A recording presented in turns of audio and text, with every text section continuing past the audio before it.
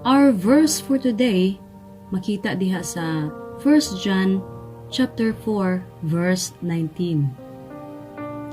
Nahigugma kita tungod kay siya ang unang nahigugma kanato.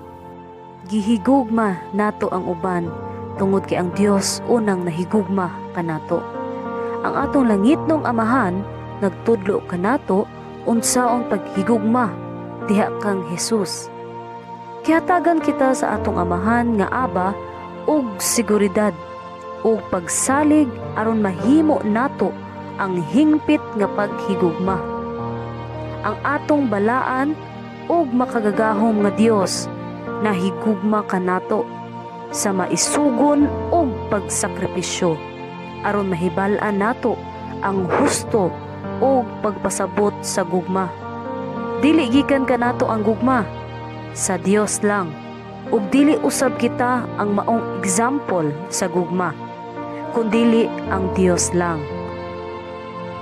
Ang uban sa ato gaamping kung asa lang nato gusto o pinili lang ang atong pagitaan sa atong gugma, sa atong isig katao. Ang gugma sa Dios lapad ug abli kini para sa tanan. Mapobre ka pa o dato ka pa, wala siya'y gipili. Busa igsuon, himuon natong example ang atong Dios.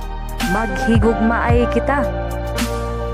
Kay ang Dios igsuon nahigugma kanimo, kanako, ug sa atong tanan. Gampo ta.